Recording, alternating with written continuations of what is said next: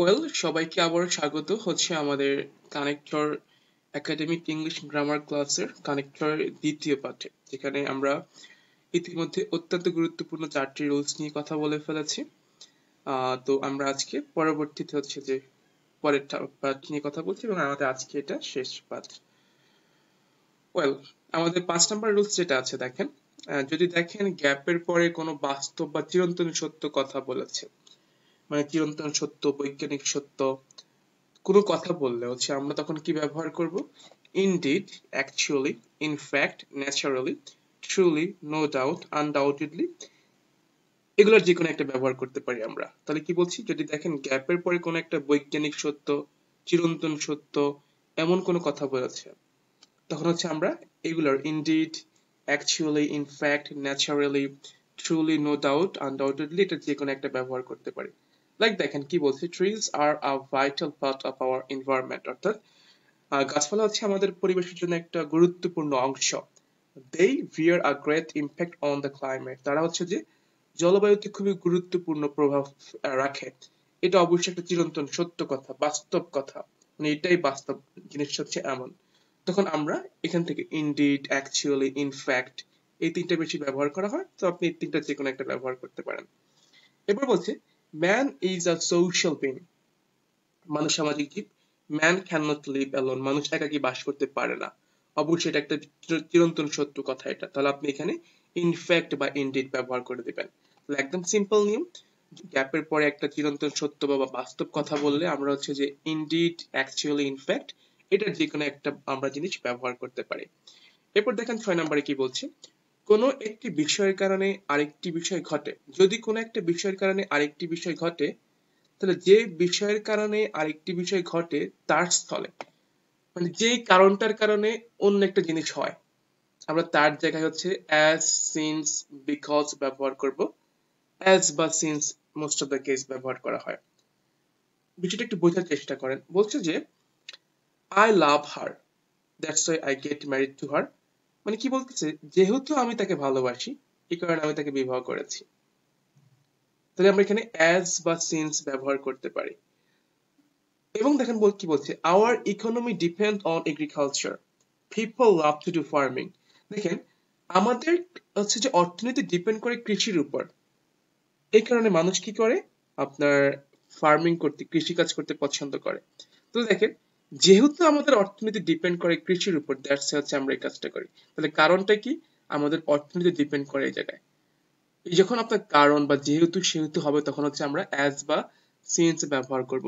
তো এখানে সহজ নিয়ম মনে রাখতে পারেন, আমরা কিন্তু একটু গত ভিডিওতে দেখেছি যে গ্যাপের আগে এবং পরে বিপরীত কথা বললে প্রথমে গ্যাপ হলে দো অলদো। যদি দেখেন গ্যাপের আগে আই মিন গ্যাপের বাক্যে কমার অর্থাৎ যদি দুটো বাক্য থাকে কমা দিয়ে, দুটো বাক্যের সমজাতীয় কথা বললে পজিটিভ পজিটিভ, নেগেটিভ নেগেটিভ, তখন এবং বাক্যের প্রথমে গ্যাপ দেওয়া আছে, আমরা তখন হচ্ছে যে as বা since ব্যবহার করব। বা আপনি এই কারণটা মনে রাখতে পারেন, তাহলে বিষয়টা আরো সহজ হবে আপনার জন্য। অর্থাৎ যেহেতু বা সেহেতু হলে হচ্ছে আমরা as বা since ব্যবহার করব। এরপর দেখেন খুব প্রত্যেকটা পরীক্ষায় এটা আসে। কি বলছে এখানে যে কোন একটি কারণের ফলাফল, কারণের ফলাফল, আমাদের একটু আগে কি ছিল, কারণের জন্য, কারণ বোঝালে কারণটা কি, যেহেতু এই কারণ হয়েছে তাহলে আমি এই কাজটা করছি। তো কারণটার কারণ হচ্ছে আমরা as বা since ব্যবহার করেছি। এখন এখানে বলছে যে সরি, এখন এখানে বলছে যে কোন একটি একটি কারণের ফলাফল বর্ণনা করছেন, তখন হচ্ছে আমরা কি করব, যে মানে কি একটি কাজের কারণে অন্য একটি ঘটনা ঘটেছে, তখন আমরা so, thus, therefore, that's why, for this reason, hence, as a result, as a consequence, consequently, finally এটা যে কোনো একটা ব্যবহার করতে পারেন। লাইক দেখেন এখানে কি বলছে, আহ এটা আরো সহজ নিয়ম আছে। দেখেন যদি দেখেন গ্যাপের পরে আপনার হ্যাভ টু আছে, মাস্ট আছে, ইট ইজ হাই টাইম আছে, বা মেইনলি মডাল ভার্ব থাকলে আমরা এগুলার যে কোনো একটা ব্যবহার করতে পারবো।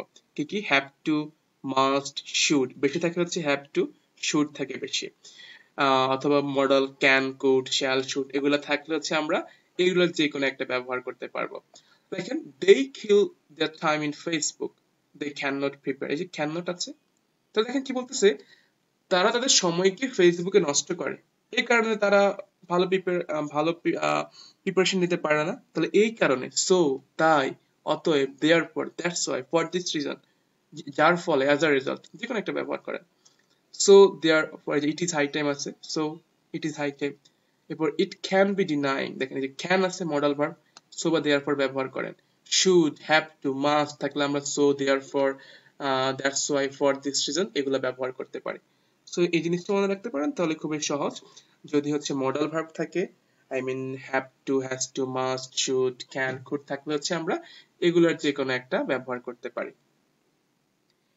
আই থিঙ্ক আপনি বিষয়টি বুঝতে পেরেছেন। আমরা পরবর্তীতে আসি। কি বলছে এখানে, যদি দেখেন ভার্বের পরে গ্যাপ আছে, আই রিপিট দ্য লাইন, যদি দেখেন যে ভার্বের পরে গ্যাপ, তখন আমরা মেইনলি, অ্যাকচুয়ালি, জেনারেলি, হাইলি ব্যবহার করব। Like the greatness of a book depend on, then depends হচ্ছে আমাদের এখানে ভার্ব, এরপরে আমরা জানি এরপরে অন হয়, এরপরে গ্যাপ আছে, তাহলে ভার্বের পরে গ্যাপ আছে, তাহলে এখন তখন আমাদের কি হবে, তখন হচ্ছে আমাদের এখানে মেইনলি, অ্যাকচুয়ালি, জেনারেলি, হাইলি ব্যবহার করব।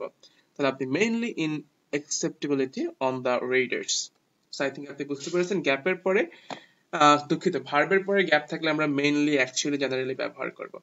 এরপর এই রুলসটা অনেক বেশি আসে, দেখেন যদি দেখেন কোনো নাউন বা প্রোনাউনের পরে এবং ভার্বের মাঝখানে গ্যাপ আছে, I repeat the line, noun বা প্রোনাউনের পরে এবং ভার্বের মাঝখানে, বা নাউন বা প্রোনাউনের পরে গ্যাপ থাকলে, যদি ওই নাউনটা কোনো ব্যক্তি হয় তাহলে হু হবে, যদি নাউনটা কোনো বস্তু হয় তাহলে উইচ হবে, যদি নাউনটা টাইম বোঝায় তাহলে ওয়েন হবে, আর যদি প্লেস বোঝায় তাহলে হচ্ছে ওয়ার হবে। লাইক দেখেন আই নো দ্য ম্যান, এই যে এখানে ম্যানের পরে আমাদের গ্যাপ আছে, তাহলে এখানে ম্যান পুরুষ, who is talented. I am writing a book, এই যে আ বুক হচ্ছে এখানে নাউন, তাহলে বুক বস্তু, উইচ হবে, which is on spoken English. It is 1971, তাহলে দেখেন এই যে সময় আছে এখানে, তাহলে আমরা এখানে কি ব্যবহার করব, when, we got our independence. It is located in Gazipur, দেখেন এখানে কি আছে, প্লেস একটা নাউন, তাহলে হচ্ছে আমরা ঠিক এরপরে কি ব্যবহার করব, ওয়ার ব্যবহার করব, এই যে প্লেসের পরে আমরা ওয়ার ব্যবহার করব। তো সহজ নিয়ম কি, যদি নাউন বা প্রোনাউনের পরে গ্যাপ থাকে বা ভার্বের মাঝখানে, তখন আমরা পারসন বুঝালে হু, থিংস বুঝালে উইচ, সময় বুঝালে ওয়েন, প্লেস বুঝালে আমরা ওয়ার ব্যবহার করব। সো আই থিঙ্ক আপনারা বিষয়টা বুঝতে পেরেছেন। এরপর দেখেন যদি কোথাও উদাহরণ বোঝায়, উদাহরণ বোঝালে হচ্ছে আমরা কি ব্যবহার করব, for example, for instance, likely, such as, namely. তো বলতেছে smoke is produced from different source, অর্থাৎ স্মোকটা, ধোঁয়াটা হচ্ছে বিভিন্ন উৎস হতে এটা উৎপাদিত হয়। এখন বলতেছে ফর এক্সাম্পল বা হচ্ছে উদাহরণস্বরূপ দিয়ে এখানে বলছে। সো এখানে কি কি হতে পারে, যে আপনি ফর এক্সাম্পল ব্যবহার করতে পারেন, ফর ইনস্ট্যান্স ব্যবহার করতে পারেন, সাচ অ্যাজ ব্যবহার করতে পারেন, সব এগুলো ব্যবহার করতে পারেন এখানে। আর যদি বর্তমান বা আজকাল বোঝায়, সাধারণ বিষয় নিয়ে বলছে যে আজকাল এটা খুবই অনেক জনপ্রিয় হয়ে গেছে, এটা ব্যবহারটা কমে গেছে, তখন হচ্ছে আমরা অ্যাট প্রেজেন্ট বা প্রেজেন্টলি বা নাও আর ডেজ ব্যবহার করতে পারি। লাইক এখানে কি আছে, Facebook has become very popular, তাহলে আমরা বলতে পারি অ্যাট প্রেজেন্ট বা প্রেজেন্টলি বা নাও আর ডেজ, মানে বর্তমানে এটা খুবই জনপ্রিয় হয়ে গেছে। আর সাধারণত প্রিপোজিশনের পরে গ্যাপ থাকলে উইচ ব্যবহার করা হয়, honesty is the best policy, way of leading life through, through হচ্ছে একটা প্রিপোজিশন, এরপরে উইচ ব্যবহার করা হয়েছে, এখানে গ্যাপ ছিল। এরপর যদি সমজাতীয় কোনো বিষয় বোঝায়, এটা একটা বাক্যের মধ্যে হয়, তখন আমরা ওয়েল বা অ্যাজ ওয়েল অ্যাজ ব্যবহার করবো, like I will buy a mobile and a laptop, as well as a laptop. এরপর দেখেন কিছু বেসিক বিষয় আছে, এগুলা যদি দেখেন কোথাও বোথ আছে, এরপর পরে অ্যান্ড দিয়ে দিবেন, নট অনলি থাকলে বাট অলসো দিয়ে দিবেন, নো সুনার হ্যাড থাকলে দ্যান ব্যবহার করবেন, আইদার থাকলে অর ব্যবহার করবেন, নাইদার থাকলে নর ব্যবহার করবেন। তো এই হচ্ছে আমাদের কানেক্টরের ব্যবহারটা। আই থিঙ্ক আপনি বুঝতে পেরেছেন, আপনার খানিকটা আইডিয়া হয়েছে। আমরা যখন বোধগুলো প্র্যাকটিস করবো, আমরা আরেকটি ইলাবোরেট ওয়েতে জানবো, বেশি বেশি প্র্যাকটিস করব। তো সবাইকে ধন্যবাদ যুক্ত হওয়ার জন্য। দেখা হচ্ছে আমাদের পরবর্তী নতুন কোনো ভিডিওতে। ততক্ষণ পর্যন্ত ভালো থাকবেন, সুস্থ থাকবেন। আল্লাহ হাফেজ, আসসালামু আলাইকুম।